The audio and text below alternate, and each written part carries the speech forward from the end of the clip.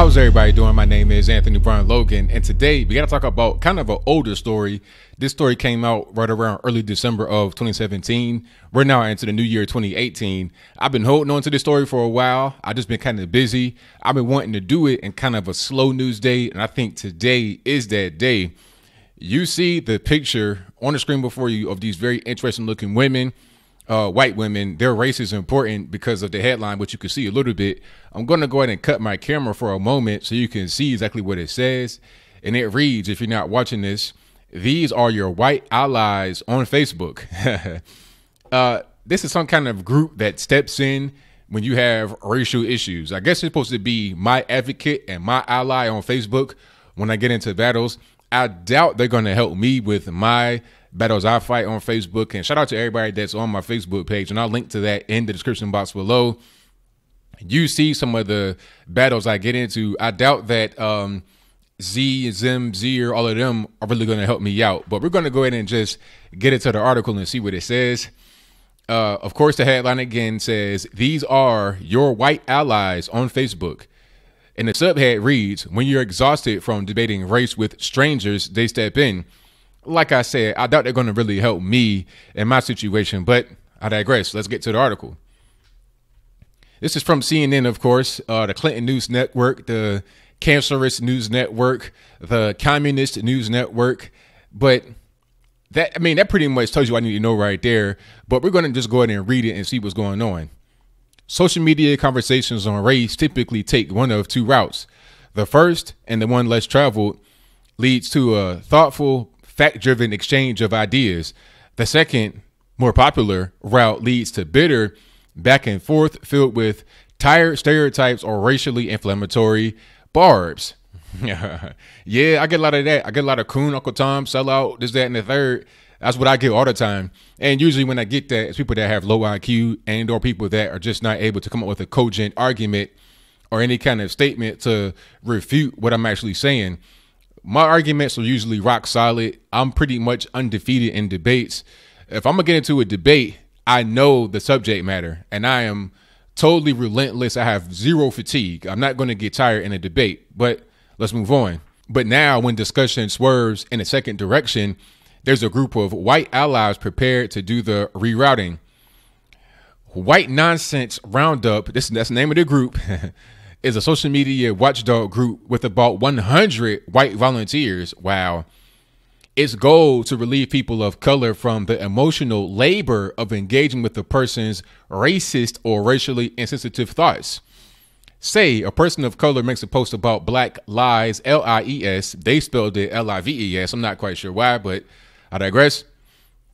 Matter. Then others respond with ignorant or offensive comments.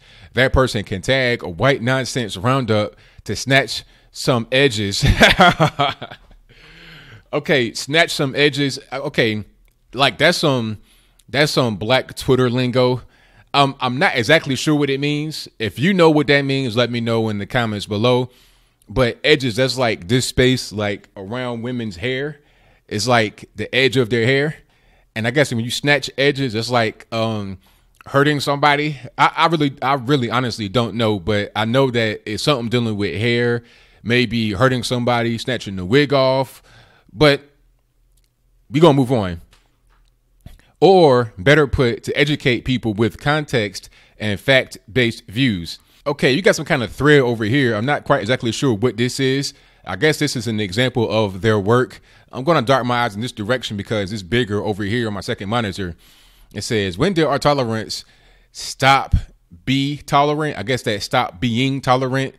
When did we stoop to the level of name calling? When did we stoop to the level of name calling our name callers? When did we decide to tell 70-year-old people of faith they have no voice? If we represent the tolerance of the world, we need to be tolerant to everyone. Until we let go of our own biases, we cannot expect anyone else to do the same. Both sides of this electorate disgust me. Meditate. Okay, that's a pretty reasonable thing right there. It's like, look, let's be tolerant to everybody. It doesn't matter what side of the fence they come from. If you purport yourself to be tolerant, then be tolerant. If you're going to be intolerant, then don't say you're tolerant. That's called being a liar. And let's see what they have to say as a response. I'm a volunteer for a group called White Nonsense Roundup. Who told 70-year-old people of faith that they had no voice? Nobody has said that. Donald Trump wants to approve to an important position in the White House a man who has compared feminism to cancer and whose website has done more to normalize racism in this country than any other website on the internet. They're talking about Steve Bannon. And I wonder what they're going to say now that Bannon has been fired and publicly repudiated by Donald Trump. That's going to be interesting, but let's keep going on with this thread here.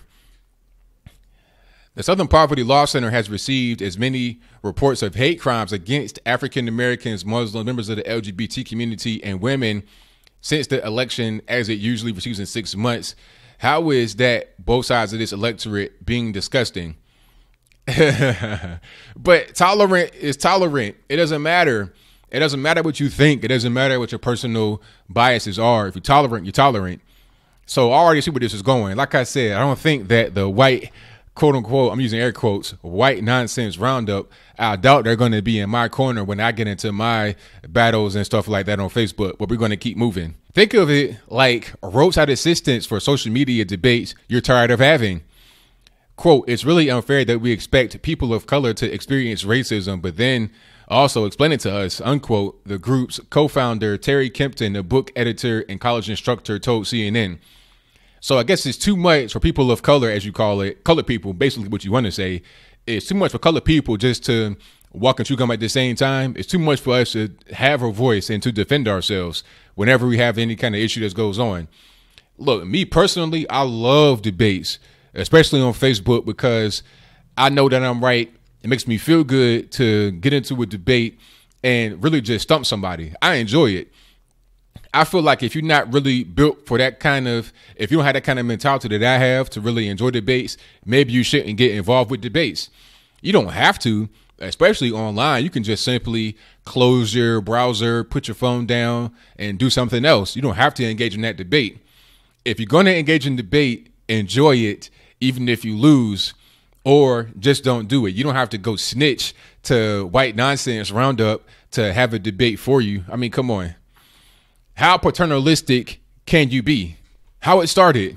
After Philando Castile's killing in 2016, Kempton saw a need for proactive involvement by white people like herself in conversations about race. Quote, I think as white people, we are taught that intentions are all that matters, unquote, Kempton said. We think that if our hearts are in the right places and we consciously doubt racism, we're good to go. So that was a light bulb moment to me where I don't think intentions are good enough. I mean, I think it's fine. Like, if you're not a racist, you're not a racist. If you're somebody that's just a good person, you don't have to constantly go out there and prove that you're a good person. All you got to do is just be good, and that's it. You don't have to go prove to people by a bunch of different actions, going out of your way, starting groups, just to let everybody know that you're not a racist. But then again, maybe I'm being naive because nowadays you get called racist for any little thing. But you know what? Nah, I still think it doesn't matter. You shouldn't have to be proving to people time and time again, over and over again, that you're not a racist. If you're not racist, you're not racist, and that's it. But let's keep going. So she approached another white friend, Layla Trumbull, and they together launched White Nonsense Roundup on Facebook, Twitter, and later Instagram. I thought, what if we take on some of that emotional labor or burden, Kempton said, because white people are responsible for talking to other white people about racism. Let's stop for a moment right here. Are whites the only one that are racist? Are whites the only people that are capable of being racist? Out of the whole gamut of people in society, blacks, Asians, Jews, Hispanics, or whatever, nobody else can be racist. Do white folks have the monopoly on racism? Are they racist superiorists? If that's a word, you understand what I'm saying? They're like the pinnacle of racism. Isn't that racist to think that only whites can be racist and or they are the pinnacle of it? I digress. Let's get back to it. Okay, this is a guy, White Australia has I think this shirt says White Australia has a racism problem or something. Now this guy is a frequent user of White Nonsense Roundup. So he's a constant snitch. He's the guy that gets into a debate with you on Facebook, and then he tags in some white liberal from somewhere to have his debates for him. But then this would be the same guy that talks about how bad the white man is, but then run to him for all his problems. I mean, that's really pathetic. I mean, come on. I'm a man just like he is a man, allegedly. But you know what? I don't want to assume their gender. There could be a woman, but I'm not even going to get into that. If he is a man, men need to take care of their own problems. Okay, you can't be running to other people to try and fight your battles for you. One of them is Kevin Tillman, an educator in Oakland, California, who says they use the correct pronoun, I suppose. He uses a service almost every day. Tillman, 40, is a leader in the vegan hip-hop movement and often encounters trolls online. Vegan hip-hop. Okay, so what is so special about vegan hip-hop? Do you rap about food all the time? I mean, when I hear rap, I normally don't hear a bunch of food lyrics. So I wonder what is so special about vegan hip-hop. Quote, "It's inspiring. I really appreciate the work that they're doing and I steadily promote them," he said. And the reality is white folks will sooner listen to them. They're handling things people of color have been handling all our lives. Chenoa Alamu discovered White Nonsense Roundup when she came across one of their posts that said it's not the job of black people to educate white people. Well, look, my thing is this, because I see that a lot. It's not black people's job to educate white people about racism. But my thing is this. If you feel a certain way about something that someone says, it's your responsibility to tell them how you feel, to communicate your feelings. Don't go to somebody else and tell them to communicate your feelings for you. Because at the end of the day, you're still communicating to somebody about how you feel. Why not just directly to the people that have to get communicated to? I could understand women not wanting to be confrontational like that, but a man, I mean, come on. Quote, "I just couldn't believe what I was reading. It was such a breath of fresh air," said Alamu, a violinist in Springfield, Illinois. "I feel strong enough and I have felt strong enough to have conversations about race on my own, but I was getting tired," she said. And when I saw the White Nonsense Roundup post, that's when I was like, phew, finally, somebody white who gets it. Someone willing to carry the burden of racism. All right, got the violin. Shout out to the violinist. The arguments I hear the most. Okay, this is going to be interesting right here. I see a little thread over there. I'm going to get into that after we get done with this meat of the conversation right here. When a volunteer receives a tag notification, they read through the conversation in question and spend the time figuring out the best approach. The one dialogue can last a volunteer's entire 2-hour shift. Shifts, that's what we're doing, working shifts. Or it could be one of several conversations they tackle. Volunteers pretty much see the same well-trodden claims or ideas time and time again in some form or another, Kempton said. There are some old standbys like, "I'm not racist because I don't see color," or, "Well, I don't personally act racist." I mean, that's fair if you're a person that doesn't see color, if you see everyone for the content of their character, like a certain someone said back in the 1960s, who's no longer here, who got shot and killed. I mean, maybe you know who he is, maybe you don't, but I'll move on. And if you're not a racist person yourself, then why must you be accused of being racist? It's just like if you're being accused of a crime you didn't commit, why must I confess to a crime I did not commit? Prove that I committed the crime or leave me alone. That should be what it is with criminality and also with accusations of racism. More specific topics also get trotted out. Cultural appropriation isn't real. I don't have white privilege because of X. Why is it always about race? And a particularly thorny refrain, all lives matter. Cultural appropriation, if it's real, then everyone does it. You can't just say, oh, well, if a white person wears dreadlocks, they're culturally appropriating. But Shanika with the 15-foot long blonde hair and blue-eye contact lenses is not culturally appropriating. And before anybody says, well, black folks can be born with blonde hair and blue eyes too. Come on. There's no black person that's black and, not mixed or anything like that. There's no black person on planet Earth that can have hair like somebody from Scandinavia. Okay. The long, silky, straight hair, that's not how black people's hair is. And there's no white person that can have this, big giant nappy afro that a black person can have. That's just not possible. Let's just deal with real facts and things. Let's not deal with the random time where a black person gets born with blonde hair that's still nappy as a black person's hair and not straight and silky like a white person's hair. Okay. You're not going to be born with horse hair, but white people have hair closer to a horse than you. That's why you shave a horse and put it on your head to try and emulate them. But I'm going too far, so I'm gonna go ahead and just get back to what I was saying. White privilege, that's a dumb thing to say, because there's a lot of poor people, where I live right now. It's a lot of poor people, a lot of poor whites out here in the cold, barely wearing anything. I mean, where's their white privilege at? Okay. And then all lives matter. What's wrong with saying that? That's a unifying thing. Everyone's life matters. It's not just about black. It ain't just about white. It ain't just about X, Y, and Z group. We're all in this together as human beings. That's a unifying thing. That's an inclusive statement. Why must liberals be so exclusive, but then claim that they are the ones that are inclusive, which is the opposite of the conservatives? The conservatives are the new liberals, in my humble opinion.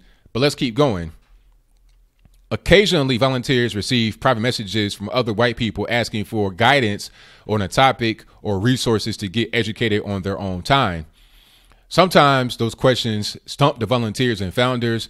In those moments, the group relies on this advisory council, a group of 9 to 10 people of color that offer guidance and help plan next steps. So you have white people that come in to help fight black people's battles, and then when the white folks get stumped, they go to black people. This is crazy, but you know what? I mean, the whole situation is just crazy anyway. Let's get into this thread right here. Again, I'm gonna dart my eyes to the right side of the screen because this is where it is on the monitor. I can also see it right here on OBS, but it's not quite as big. I don't really have many friends of color, which is a real bummer, but I don't want to seek out friends just because they are black. That seems wrong in some way too. I live in a very white area, so when I see people of color, I make sure to be friendly and be an ally because I'm not sure what else I can do. This quiz makes me uncomfortable, which I'm used to now. I wouldn't say I'm completely woke, but I'm closer. Okay. This is somebody that is really, really trying hard to be nice to black people. They don't want to be seen as racist at all. They're going out of their way. They're pouring out their heart. Now, let's see what the actual response is. I think this is one of the ones they were talking about at the end of this section right here at the bottom, this paragraph. They're talking about the advisory council. So this may be an answer from the advisory council. I understand the desire not to seek out friends just because they're black. You don't want to generalize / stereotype positively any more than you want to generalize stereotype negatively. But maybe there's a more organic way to do it. You could try investigating hobbies, interests, groups, classes that seem to have people of color involved.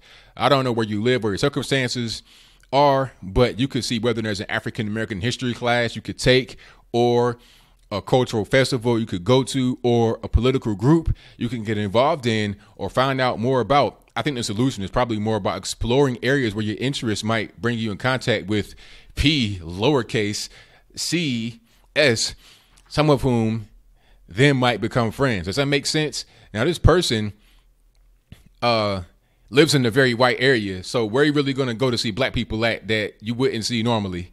You see what I'm saying? This is stupid. My advice to that person, if you're watching this, sir, ma'am, I'm not really sure who you are. It doesn't really matter. If you look at everybody as an individual, don't treat a black person any better or worse than a white person. Everybody's the same. Let their character and let the way they behave dictate the way that you behave towards them. You understand? If the person is cool, you get along, you got interests in common, that should be what you base any kind of potential friendship on. If they're not cool, if you don't have things in common, then there's no friendship there. It's very simple. Don't feel guilty because they're black and you're white. I don't care what color they are. If you don't get along with the person, you don't get along with the person. If you do, then you do, and that's it. How they keep in good faith.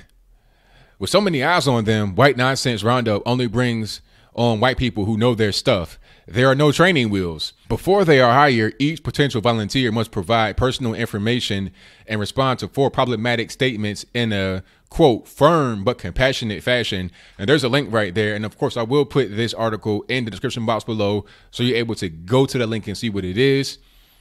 That's a key to the group's mission. They're not out to own trolls. They're out to educate and engage. Volunteers also submit their social media links for a thorough search, the group says. If everything checks out to the group's standards, the new volunteer is added to the roster. Each is asked to work a 2-hour shift a week, but many choose to do more. The group has volunteers across the country. Another key to their mission, stay in a designated lane, regardless of expertise and enthusiasm. White Nonsense Roundup only pops in when it's invited through a tag, and it leaves a thread when it's clear a troll isn't invested in learning or when the original poster asks the group to stop.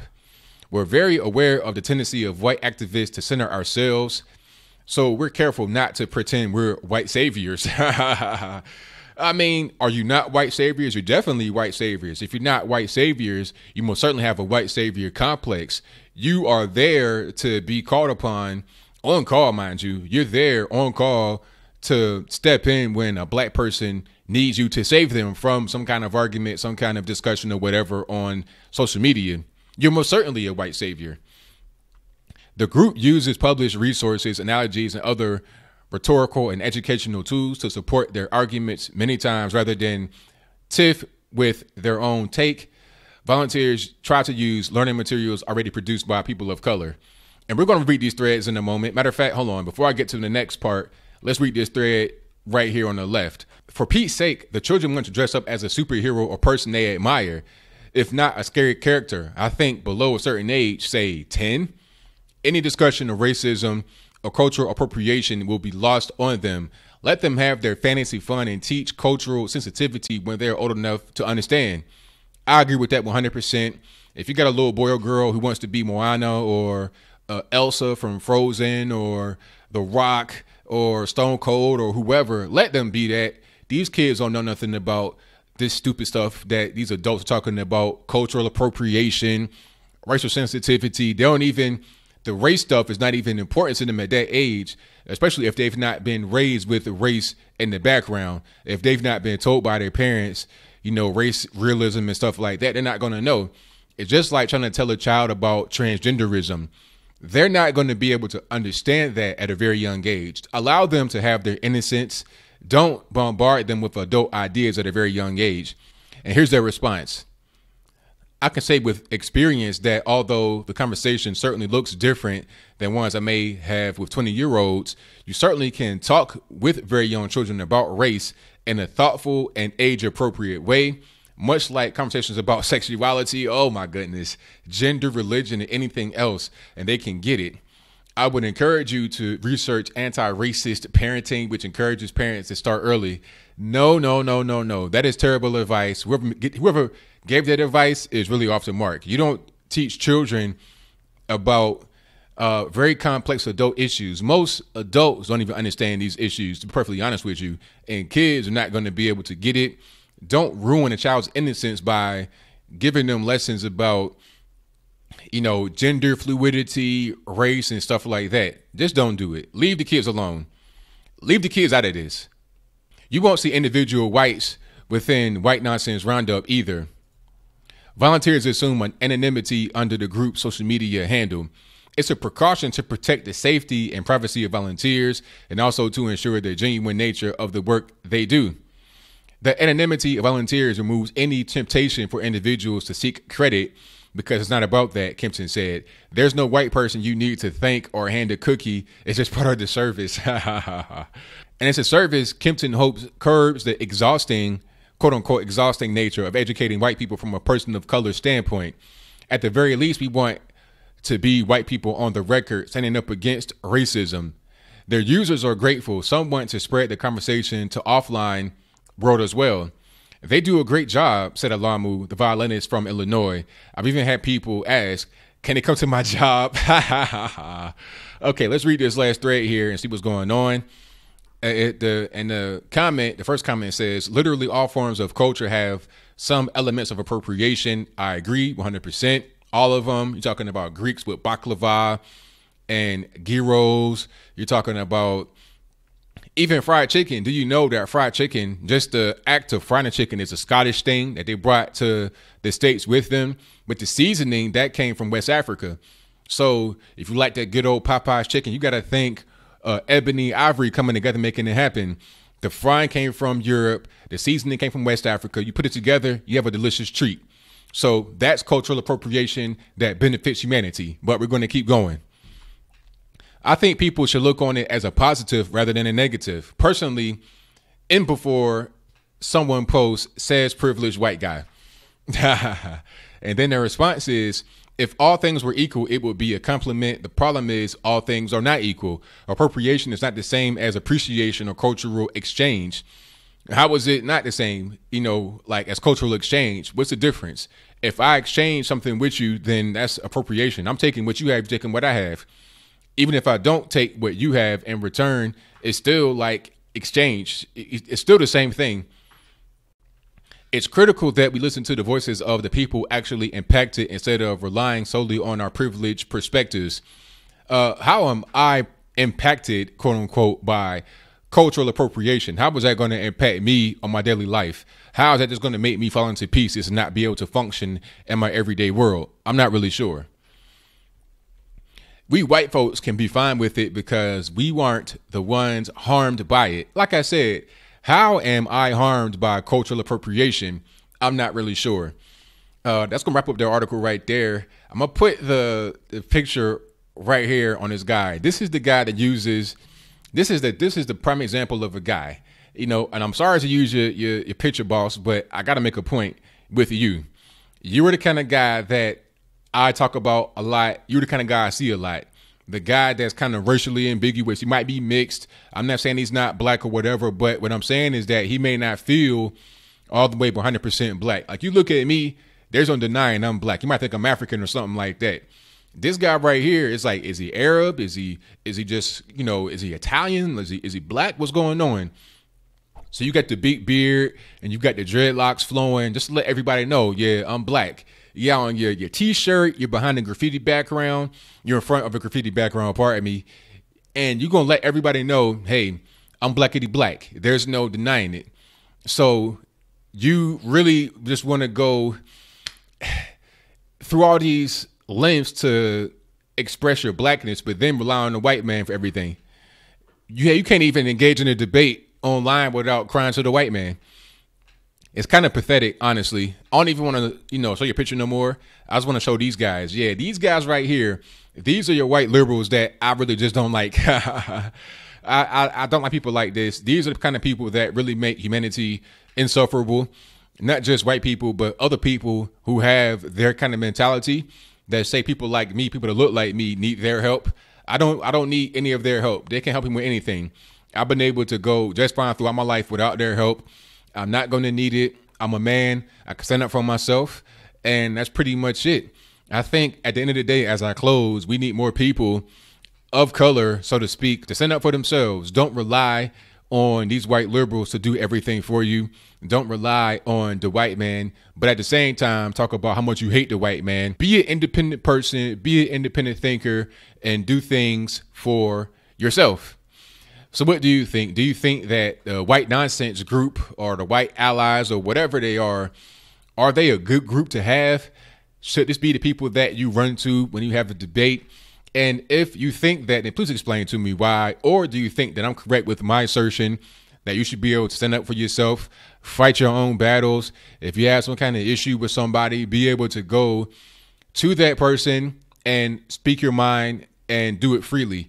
And if you have a situation on Facebook where it's just not going anywhere, person's getting triggered, they're typing in all caps, and they're not, the hamster wheel in their brain just ain't really turning. If that's going on, abort mission. I've seen people on my posts arguing for days and weeks and months sometimes. Sometimes it'd be a notification I get, and then I go back to an old post. It'd be from, a year ago, and it's the same people going back and forth. If you're doing something like that, then come on, you're just doing too much. But if you really want to engage in a debate, do it fairly briefly, get your point out there. You don't have to go tag these people in to help fight it for you. This is the dark side of social media. We don't need stuff like this to perpetuate the negativity. Let's focus on positivity and being able to build bridges to connect. If you can't do that, then just let it be. But whatever your thoughts are, please let me know in the comments below. And that's all I got to say for this video. If you like what you heard, please comment, rate, share, and subscribe. Peace.